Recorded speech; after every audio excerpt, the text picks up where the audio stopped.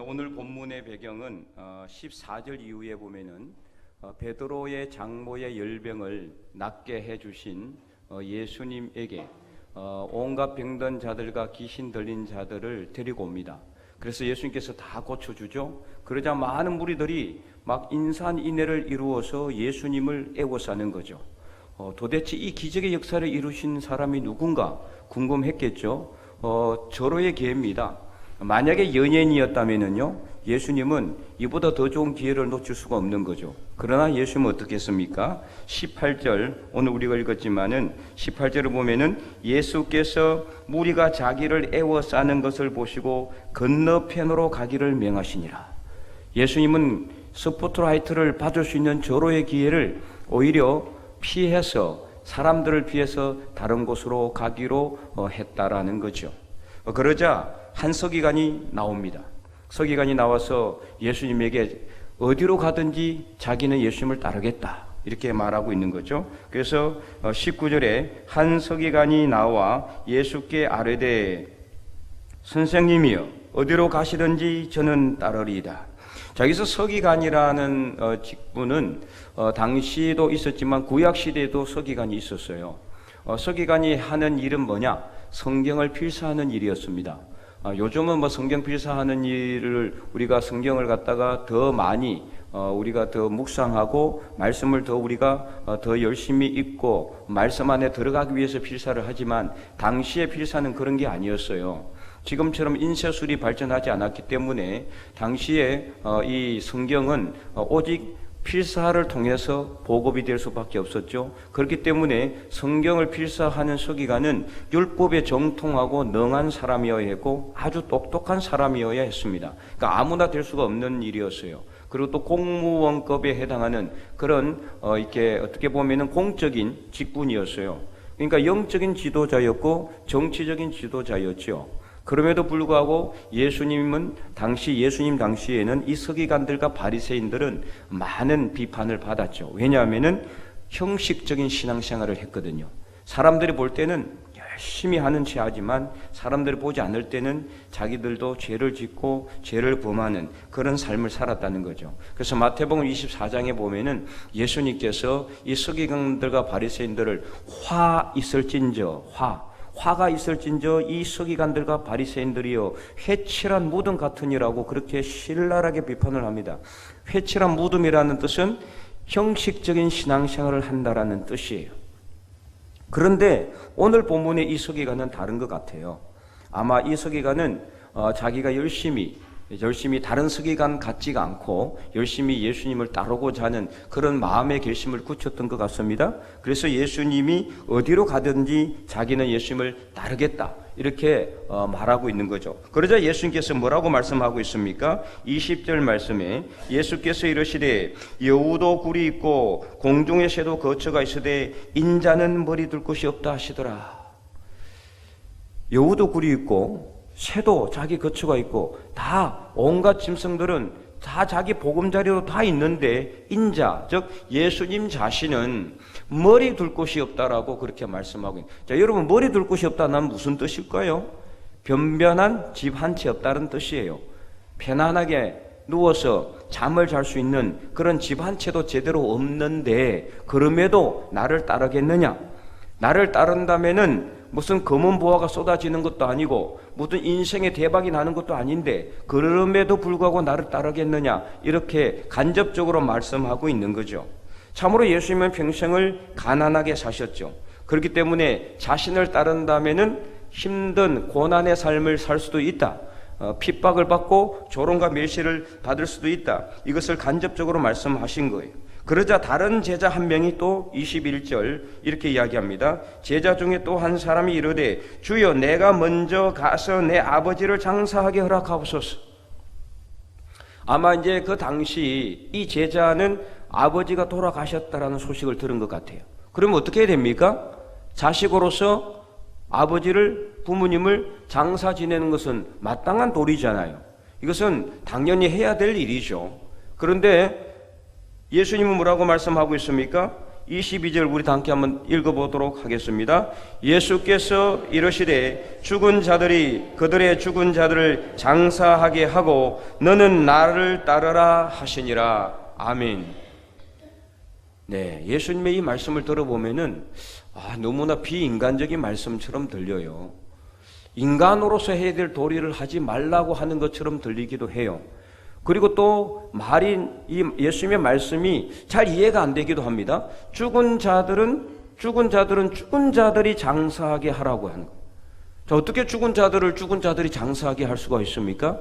네, 여기서 말하는 첫 번째 죽은 자는 실제로 죽은 자를 의미하고, 두 번째 죽은 자는 실제로 죽은 사람이 아니라 영적으로 죽은 사람을 의미해요. 쉽게 말하면 예수님을 믿지 않는 세상적인 사람들, 예수님을 안 믿는 그런 일반 사람들을 의미하는 거죠. 그러니까 죽은 자들은 예수님을 안 믿는 다른 사람들로 하여금 장사하게 하고 너는 나를 따르라, 이렇게 명령하고 있는 거죠.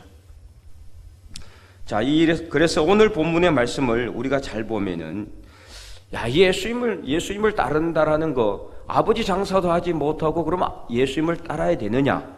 구체적으로 예수님을 따른다는 것은 도대체 무슨 뜻일까요? 우리가 예수님을 따르려면은, 예수님의 제자가 되기 위해서는, 예수님을 따른다는 것은 예수님의 제자가 된다는 의미죠. 그럼 예수님의 제자가 되기 위해서는 모든 인간의 삶을 다 포기하고 그 예수님의 제자가 되어야 하느냐, 이런 말이죠. 여러분 어떻게 생각합니까? 오늘 본문 말씀 20절 말씀에도 예수님은 뭐라고 말씀했어요? 여우도 굴이 있고 공중의 새도 거처가 있으되 인자는 머리 둘 곳이 없다. 나를 따라오면은 잠잘 곳도 없고 평생 동안 고생할 수도 있다, 이런 말씀까지 하시면서, 그리고 또 한 제자가 아버지 장사를 먼저 하게 해달라고, 그리고 예수님을 따르겠다고 하니까 너는 먼저 나를 따르라고 이렇게 명령하신 예수님을 보면은, 이 예수님을 따른다는 게 너무나 어려워 보이고 예수님의 제자가 된다는 거 너무나 힘들어 보이기도 합니다. 그러면 과연 그럴까요? 마태복음 4장에 보면은요, 갈릴리 바닷가에서 밤새도록 베드로와 안드레가 그물을 내려서 고기를 잡았어요. 그런데 한 마리도 못 잡았어요. 그러자 예수님께서 나타나셔서, 마태복음에는 이제 그런 내용이 구체적으로 안 나와 있지만은 누가복음에 보면은 아주 자세하게 나와 있죠. 예수님께서 뭐라고 합니까? 깊은 데로 가서 그물을 내려서 고기를 잡으라.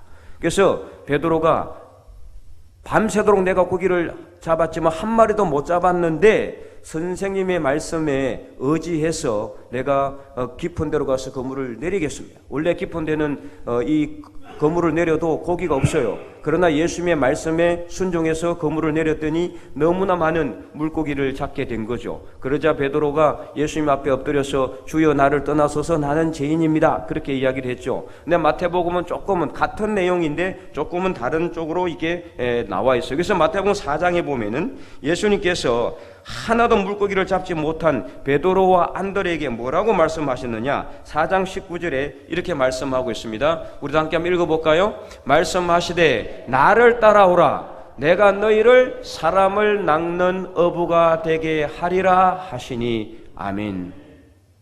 자, 이 말씀도 이 문구적으로 해석하면은 이해가 잘 안 돼요. 어떻게 사람을 낚습니까? 사람을 낚는다는 것은 말이 안 되죠. 그래서 지금까지 베드로와 안드레는 물고기만 잡는 인생의 그물을 던져서 이 세상의 욕심만을 향해서 어떻게 하면 잘 먹고 잘 살 것인가, 어떻게 하면 많은 돈을 벌 것인가, 여기에만 인생의 목적을 두고 살아왔다는 거예요. 그러나 이제는 나를 따라오라, 나를 따라오너라, 나를 따라오면은 이제는 내가 너희를 사람을 낚는 어부가 되게 하리라. 다시 말해서 사람의 영혼을 구하고 사람의 생명을 살리고 사람을 살리는 그런 사람이 되게 해주겠다, 이 말씀을 이야기하고 있는 거죠.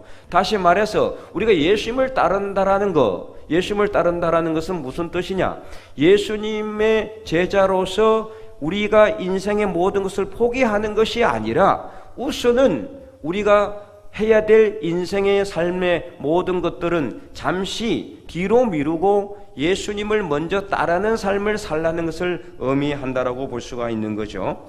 그래서 오늘 본문의 말씀에서도 예수님께서는 죽은 자들이 죽은 자들의 장사하게 하고 이렇게 말씀하고 있는 거예요. 죽은 자를 장사하지 말라고 예수님은 절대로 말하지 않았습니다. 내 아버지 장사하는 일 필요 없다 하지 말라고 하지 않았어요. 죽은 자 너의 아버지 장사를 해라. 그러나 내가 아니어도 누구든지 할 수가 있다는 거죠. 형제 중에 누구든지 할 수가 있고 가족이나 친척이 할 수도 있고 아니면은 그 당시의 장례 풍습에 따라서 사람들이 다른 사람들을 할 수도 있다라는 것을 말하고 있는 거죠. 다시 말해서 하지 말라는 것이 아니라 우선순위를 어디에 두라, 이것을 분명히 결정하라는 예수님의 명령이라고 볼 수가 있습니다. 그래서 예수님을 따르는 삶은요, 어떤 삶이냐? 내가 먼저 세상의 욕심을 내려놓는 것, 이것을 말하는 거예요. 그래서 마태복음 4장 19절에 나를 따라오라, 내가 너희를 사람 낚는 어부가 되게 하리라고 하신 예수님께서 이렇게 말씀을 하자 베드로와 안드레가 어떻게 했느냐?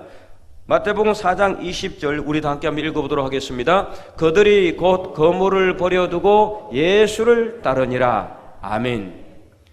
거물을 버려두고 예수를 따랐다는 거예요. 이처럼 예수님을 따른다라는 것은 우리 손에 들려있는 세상의 욕심의 그물을 내려놓는 거예요. 버리라는 게 아니에요. 저 멀리 던져버리고 없애버리는 것이 아니라 잠시 내려놓고 먼저 예수님을 그러면은 예수님께서 모든 것을 예비하시고 더해 주신다라는 소리입니다. 그러므로 오늘 우리가 예수님을 따른다라는 것은 우리 삶 속에서 무엇이 중요한가 우선순위를 먼저 정하라는 것을 말하는 것입니다. 그래서 내 손에 세상의 거물을 들고는요 절대로 예수님을 따를 수가 없어요. 세상의 거물을 내려놓고 세상의 물고기도 잡고 예수님을 따라다니며 예수님의 제자도 되고 이거는 안 된다라는 거예요. 두 개 중에 하나만 할 수가 있어요. 그래서 예수님께서 이것을 말씀하는 거예요. 세상의 건물도 쥐고 나를 따르지 말고 세상의 건물을 잠시 내려놓고 나를 먼저 따르라. 나를 먼저 따르라. 이것을 예수님께서는 분명히 말씀하고 있는 거죠. 동일 본문, 오늘 본문과 동일 본문인 누가복음 9장에 보면은 62절에 예수님께서 결론적으로 무엇을 말씀하시느냐? 누가복음 9장 62절 예수님께서 이렇게 말씀하셨어요. 예수께서 이르시되 손에 쟁기를 잡고 뒤를 돌아보는 자는 하나님의 나라에 합당하지 아니하니라 하시니라. 아멘. 손에 쟁기를 잡고 뒤를 돌아보는 자, 즉 예수님께서 제자들이 다 이것도 하고 저것도 해야 됩니다. 지금 우선적으로 필요한 거 이것도 있습니다. 아버지 장사도 지내야 되고 장가도 가야 되고 밭도 사야 되고 소를 샀으니 시험도 해봐야 되고 그러니까 막 이것도 하고 저것도 해봐야 된다 이렇게 이야기를 하죠. 누가복음 9장에는 조금 다르게 나와 있어요. 그렇게. 그러니까 예수님께서 결론적으로 뭘 이야기하느냐? 손에 쟁기를 잡고 뒤를 돌아보는 자는 하나님의 나라에 합당하지 않다. 손에 쟁기를 잡았으면은 어떻게 해야 됩니까? 앞만 향해서 가라는 거예요. 예수님만 향해서 가라는 거예요. 예수님만 따라가라는 거예요. 그렇게 해야지 예수님의 참된 제자가 될 수 있다는 것을 말씀하고 있는 겁니다. 손에 쟁기를 잡고라는 이 말씀, 누가복음 9장 62절의 이 말씀의 뜻은 뭐냐? 이 손에 쟁기는 뭘 의미하느냐? 예수 그리스도의 복음을 전하는 전도의 사업, 예수 그리스도의 복음을 전하는 복음 사업을 이야기하는 겁니다. 다시 말해서 믿는 자로서의 사명을 의미하는 거예요. 자, 우리가 예수님을 믿는다고 하면서도 예수님을 전해야 되는 사명이 우리에게 있는데 예수님을 전하는 삶을 살면서 자, 뒤를 자꾸 돌아봐요. 여러분, 아마 여러분 중에는 그런 분이 거의 없을 것 같지만 그래도 혹시라도 보신 분은 있지 않겠어요? 옛날 시골에서 아버지가 이렇게 밭이나 논에 쟁기를 가지고 이렇게 갈 때, 지금은 뭐 쟁기를 가지고 하지는 않습니다. 그죠? 거의 다 뭐 경운기나 아니면 트랙터 가지고 다 하지만 옛날에는 다 소에다가 이 쟁기를 갖다가 메어 가지고 다 이렇게 밭을 갈고 논을 갈았어요. 자, 그런데 논을 갈고 밭을 갈면서 뒤를 자꾸 돌아보면은 제대로 밭을 갈 수 있고 논을 갈 수가 있습니까? 안 되는 거죠. 엉망이 되는 거죠. 앞을 제대로 봐야 되거든요. 다시 말해서 손에 쟁기를 잡고 뒤를 돌아본다라는 것은 우리가 하나님의 일을 하면서 자꾸 다른 데 관심을 주는 것을 의미하는 거예요. 우리가 하나님의 복음 사업을 하면서도 자꾸만 내가 하고 있는 세상 욕심의 일에 자꾸 관심을 가진다면은 이거 다 못하는 거예요. 이것도 안 되고 저것도 안 돼.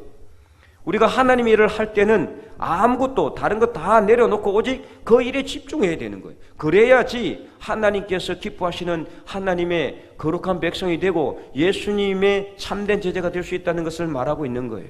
우리가 쟁기를 손에 쥐고 뒤를 돌아보는 것은 롯의 아내와 똑같은 것을 의미하는 거죠. 롯의 아내가 뒤를 돌아보았을 때 어떻게 되었습니까? 소금 기둥이 되었습니다. 왜 뒤를 돌아보았습니까? 세상에 미련이 있으니까요.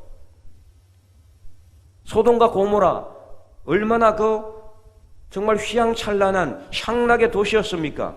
거기에 다 자기 인생의 꿈이 있고 소망이 있었습니다. 그런데 그것을 다 버려두고 가야 되는데 그것을 못내 잊지 못하고 이 세상에 미련을 두고 세상적인 삶도 살고 세상의 재미도 보고 내가 예수님의 참된 제자도 되고 불가능합니다. 이건 안 되는 일이에요. 그렇다고 해서 여러분 이 인생의 세상의 삶을 포기하고 버리라는 게 아니에요. 어떤 이단처럼 집도 팔고 논도 팔고 통장에 있는 돈도 다 빼가지고 교회로 가지고 오라 이 뜻이 아니에요. 다니는 직장 그만두라는 소리도 아니에요. 가정을 깨고 그래서 교회로 오라는 소리도 아니에요. 세상적인 것이 중요하지 않다는 것이 아니라 우선순위를 어디에 두는 것이 중요하느냐? 바로 하나님의 나라와 하나님의 의를 구하는 일, 예수님을 따르는 일, 복음 사업을 담당하는 일, 여기에 먼저 우선순위를 두라는 것을 말씀하고 있는 것입니다.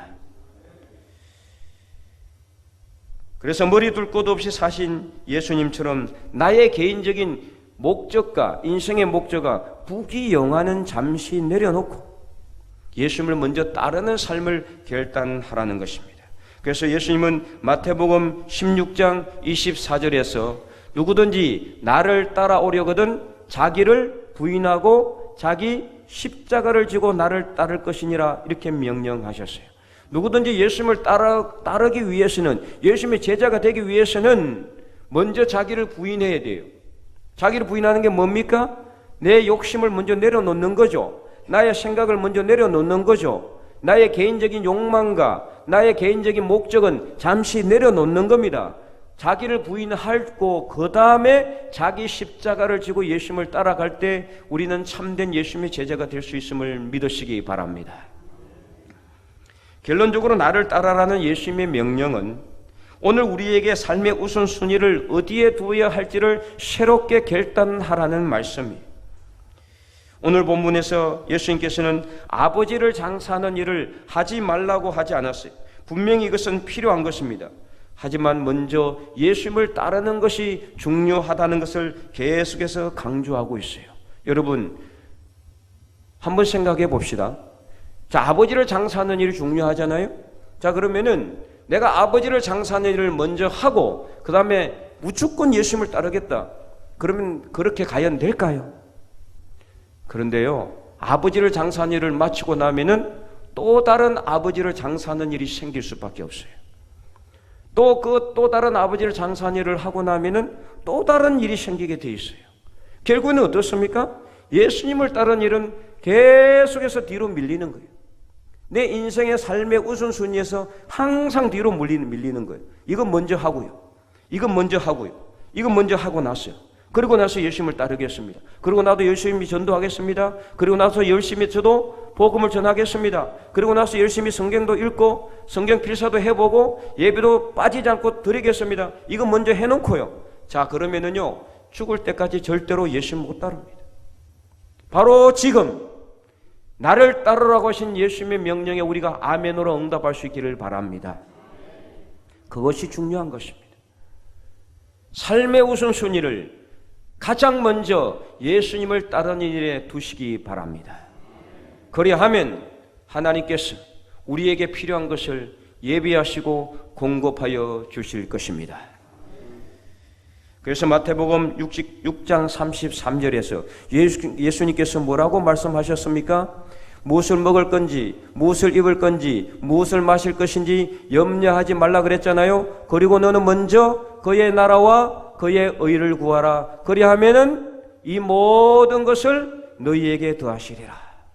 너희는 먼저 그의 나라와 그의 의를 구하라. 어떤 나라와 어떤 의입니까? 하나님의 나라와 하나님의 의를 먼저 구하라. 즉 우리가 해야 될 영적 일, 우리가 따르는 예수님을 따르는 일, 제자로서 우리가 해야 될 일, 복음을 전해야 되는 일, 이런 모든 일들을 먼저 하라는 거예요. 먼저 하면은 이 모든 것, 우리가 먹고 입고 마시는 문제는 하나님께서 다 예비하여 주실 줄 믿으시기 바랍니다.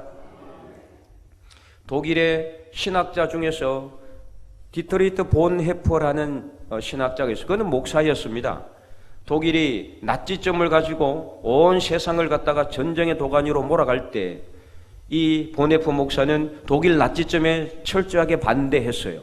그래서 고백 교회를 통해서 순수 복음을 전했습니다. 그러니까 나치점에 반대하는 이게 맹목으로 체포가 되었습니다. 그리고 감옥에 갇혀서 정말 젊은 나이에 그는 감옥에서 순교했습니다. 죽었습니다. 근데 그가 죽기 전에 나를 따르라는 그런 책을 썼죠. 그 책에서 그는 무엇을 강조했느냐? 바로 우리가 값비싼 은혜를 귀하게 여겨야 된다. 우리가 하나님의 은혜, 예수 그리스도의 구원의 은혜를 너무나 값싼 시장 바닥에 나뒹구는 물건 취급하고 있다. 이렇게 신랄하게 비판했어요. 그래서 우리는 예수 그리스도의 은혜를 값비싸게 여겨야 된다. 값싸게 여겨서는 안 되는 거예요. 아무 때나 그냥 예수님의 은혜를 덜 먹이고, 필요할 때는 예수님의 은혜를 덜 먹이고, 필요하지 않을 때는 예수님은 온데간데 없이 내 욕심만을 챙기는 그런 삶을 살아서는 안 된다라는 겁니다. 예수님의 은혜가 얼마나 귀합니까, 여러분? 예수님께서 그냥 아무 의미 없이 십자가에 못 박혀 돌아가신 것이 아닙니다. 여러분 중에 누가 한 사람의, 나와는 아무 상관도 없는 저 사람의 죄를 용서해 주기 위해서 여러분 십자가에 내 몸이 찢기고 내 몸의 모든 것이 다 완전히 피가 흘리고 물이 흘러서 죽을 때까지 그렇게 희생하실 분이 있습니까?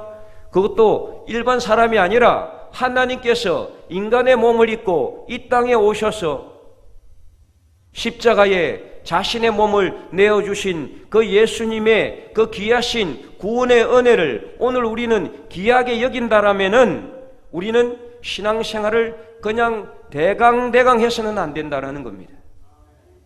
쉽게 해서는 안 된다라는 거예요. 필요할 때는 내 몸에 붙이는 이 장신구처럼 그렇게 생각해서는 안 된다는 거예요. 필요 없을 때는 떼놨다가 필요할 때는 딱 붙이고, 그래서 붙이지 않으면 뭔가 마음이 허전한 그런 삶을 살아서는 안 되는 거예요. 근데 너무나 많은 그리스도인들이요, 이 신앙을 무슨 장신구처럼 생각하고 있다는 거예요. 필요할 때는 정말 온 힘을 다해서 그냥 하나님께 매달리다. 때로는 금식 기도도 합니다. 죽을 똥 살 똥 그렇게 하다가 기도 제목이 이루어지고 자기의 목적이 이루어지면은 언제 그랬냐는 듯이 예수님을 생각하지도 않고 열심히 기도하지도 않고 예배에 집중하지 않고 복음도 전하지 않고 전도 한 번도 하지도 않은 채 성경도 열심히 읽지 않고 말씀 안에 들어가지 않으면서도 나는 그리스도인이라고 그렇게 생각하면서 예수 그리스도의 구원의 은혜를 값싼 시장 바닥에 나뒹구는 그런 잡동사니처럼 여기는 그런 삶을 살아서는 안 된다는 거예요.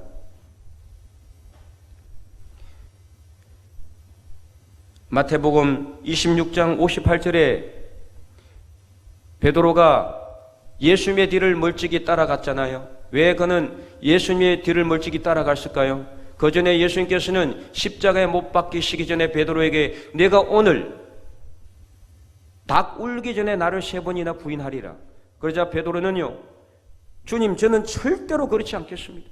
내 목에 칼이 들어와도 죽는 한이 있더라도 내 목숨을 걸고라도 주님을 배반하지 않겠습니다. 그는 호언장담했습니다.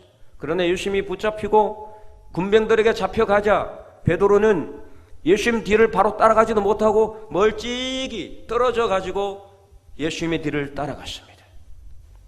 이 베드로의 모습이 오늘 우리의 모습은 아닌가 생각해야 됩니다.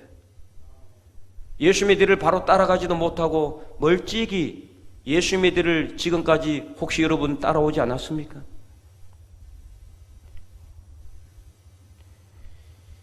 그래서 오늘 우리는 이 오늘 예수님께서 나를 따르라고 명령하신 예수님의 음성을 우리 머리가 아니라 가슴에 담고 새겨서 나를 따르라고 하신 예수님의 이 음성이 오늘 우리에게 어떤 명령으로 다가오고 있는지를 여러분 깊이 생각하고 내가 과연 예수님을 제대로 따라가고 있는가?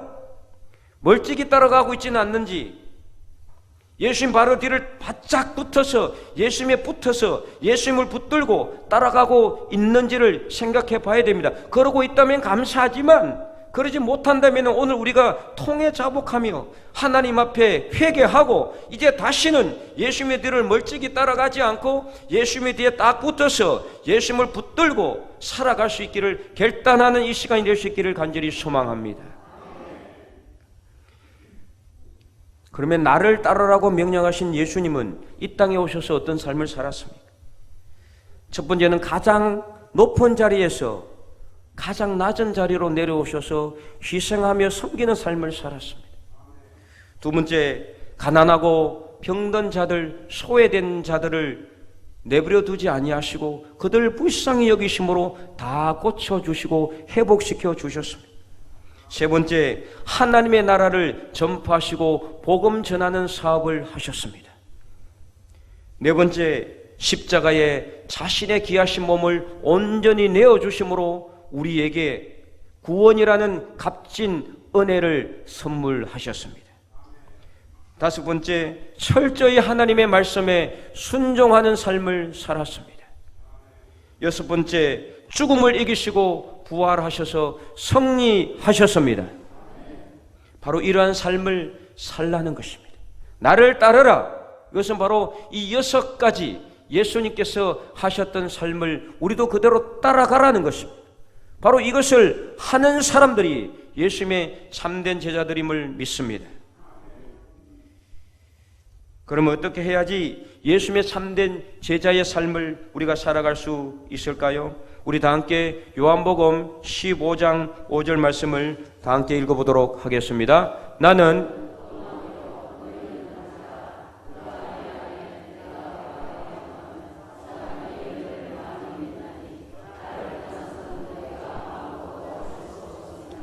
아멘. 그렇습니다.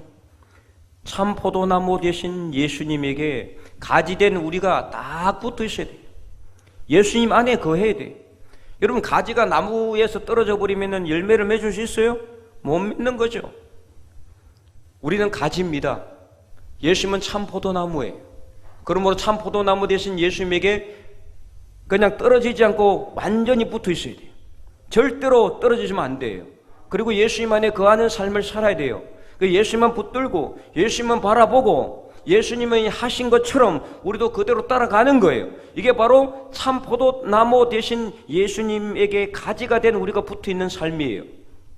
그렇게 되면은 예수님은요 참 포도나무인데 무한한 능력이 있어요.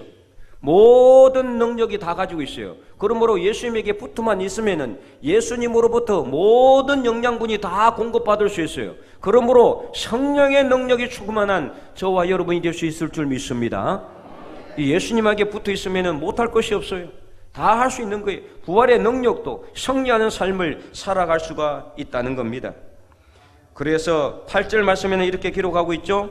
15장 8절 우리 또 한번 읽어보겠습니다. 너희가 열매를 많이 맺으면 내 아버지께서 영광을 받으실 것이요 너희는 내 제자가 되리라. 아멘. 여러분, 우리가 하나님께 영광 올려드린다는 것 어떤 거냐? 바로 이런 거예요.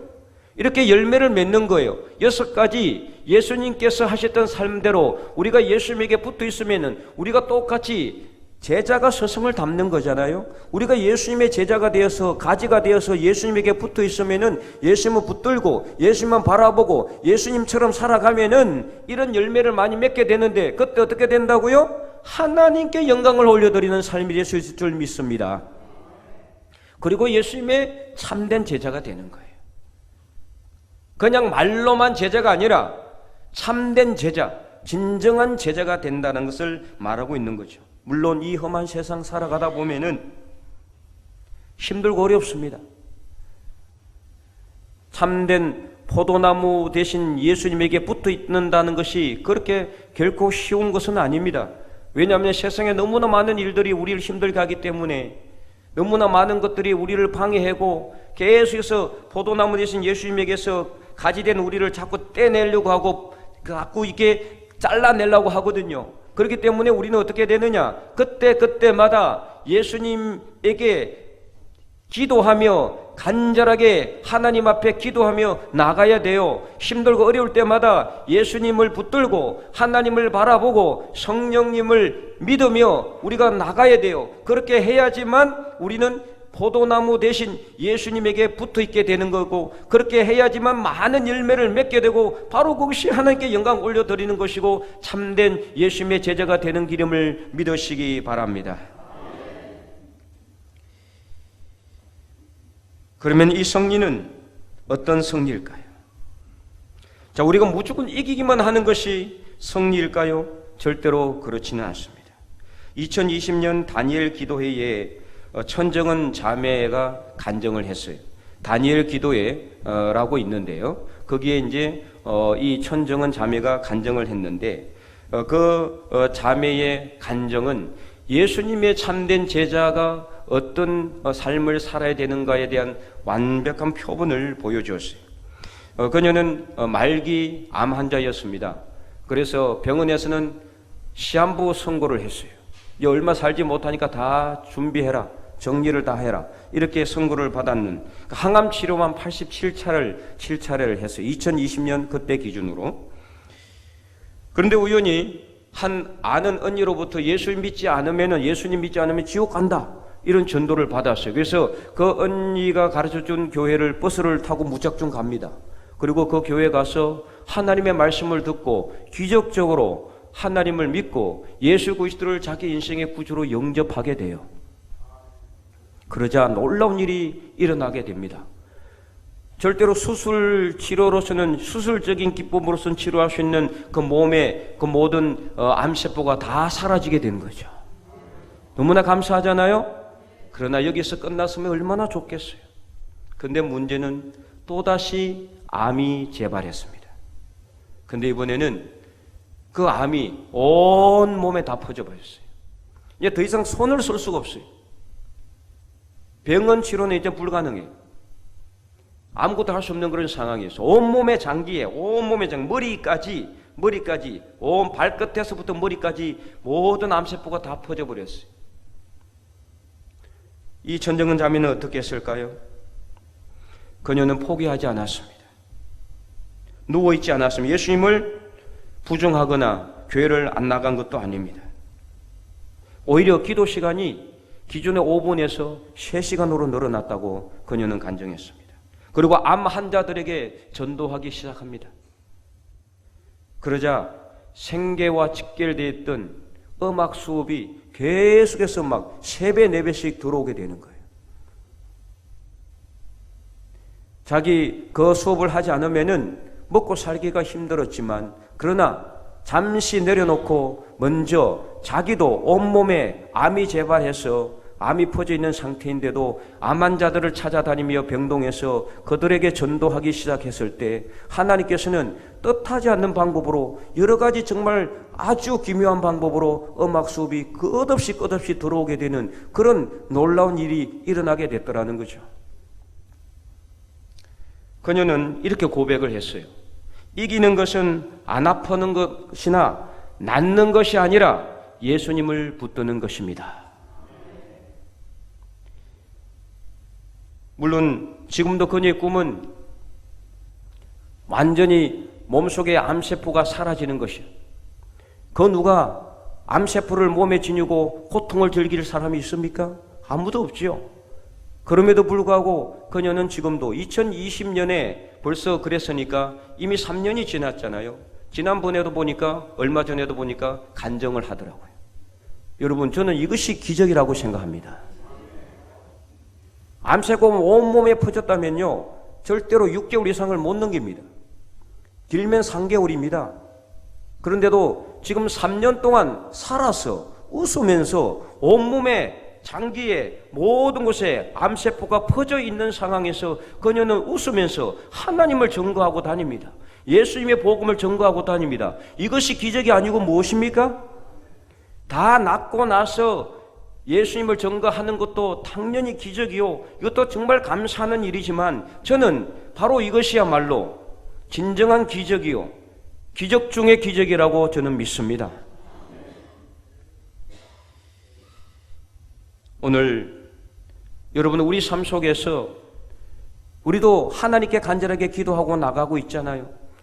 어떤 분은 몸의 질병이 여전히 낫지 않는 분도 있고, 여러 가지 삶의 어려움도 여전히 사라지지 않고 있고, 정말 지금까지 열심히 하나님께 눈물로 기도하고 부르짖어 기도했지만 조금 더 나아지지 않는 삶이 있는 분도 있고, 문제 해결되지 않는 분도 있어요. 왜 하나님은 내 기도에 응답하지 않을까? 내 질병을 고쳐주지 않고, 내 삶을 변화시켜주지 않고, 우리 자녀들을 직장에 왜 취직시켜주지 않고, 왜 문제를 해결해주지 않을까?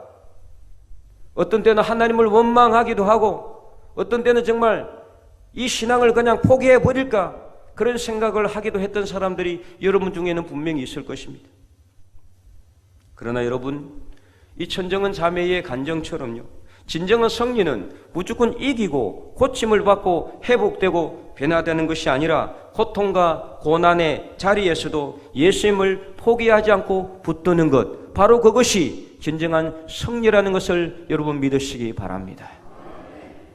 그래서 끝까지 예수님께서 가신 길을 우리가 걸어가는 것, 바로 이것이 진정한 제자의 삶이에요. 사도 바울도요, 자신의 육체의 가시를 없애달라고 3번이나 주님께 부인을 했잖아요. 그 육체의 가시가 무엇인지 성경은 밝히지 않고 있기 때문에 정확히 무엇인지는 모르지만, 그가 3번이나 주님께 간구했다라면은 정말 큰 질병이었을 것 같아요. 그것을 3번이나 주님께 간구했잖아요. 사도 바울이 어떤 사람입니까? 능력의 사람이에요. 죽은 사람도 살렸잖아요. 그가 손을 대면은 귀신이 물러가고 귀신이 벌벌 떨고 병이 낫는 그런 능력의 사도였던 사도 바울도 육신의 질병이 있어서 주님께 3번이나 간구했지만 주님께서는 뭐라고 하셨느냐? 내 은혜가 내게 족하도다. 이는 내가 약한 데서 강하여짐이라. 이렇게 주님께서 말했다는 거죠. 내 은혜가 내게 족하다. 지금까지 내가 내게 베풀어 준 은혜가 그것만 해도 족하다. 이것을 말씀하시고, 그리고 주님께서는 내가 약한 데서 강하여짐이라. 이 말은 무슨 뜻이냐? 주님께서 약한 것이 아니라 나는, 주님은 네가 약할 때 나의 능력은 강해진다. 이것을 말씀했다는 거예요. 그러자 사도 바울이 이 말씀을 듣고 무엇이라고 고백했습니까? 다 함께 우리 고린도후서 12장 10절 말씀을 읽어보도록 하겠습니다. 그러므로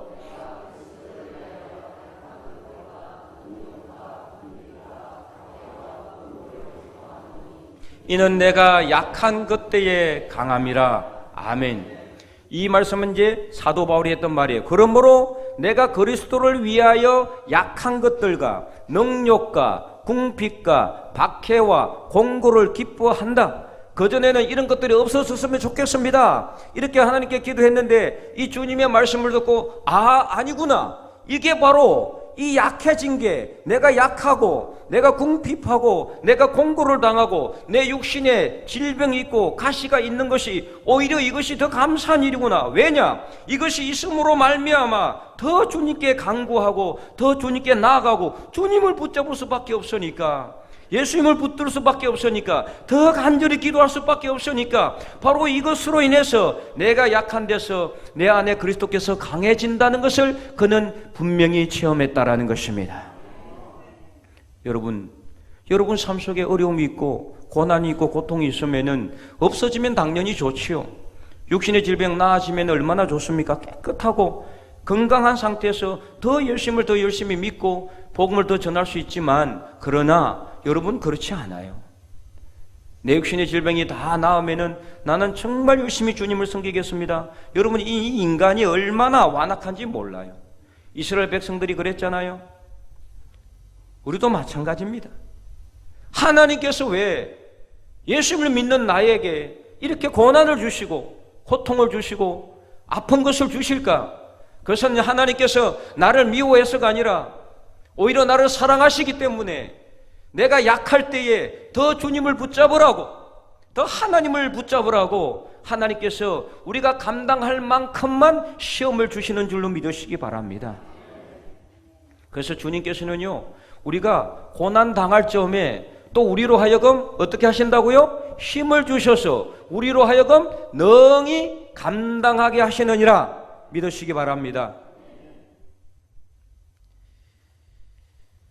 그래서 비록 오늘 우리 중 누군가에게는 엄청난 질병의 고통이 있고 삶의 어려움으로 아픔이 있을지라도 그 고통과 아픔을 치유받고 회복받는 것보다도 오히려 더 많이 하나님을 의지하게 됐다면, 더 많이 눈물로 기도할 수 있었다면, 그래서 예수님을 더 많이 붙들 수 있었다면, 그것을 통해서 우리의 믿음이 견고하게 되었었고, 우리로 하여금 우리 영혼이 죽어가는 우리의 영혼이, 영적으로 죽어가던 우리 영혼이 다시 살아나게 되었다면 이 또한 얼마나 기뻐하고 감사해야 될 일인지 모름을 고백할 수 있기를 바랍니다.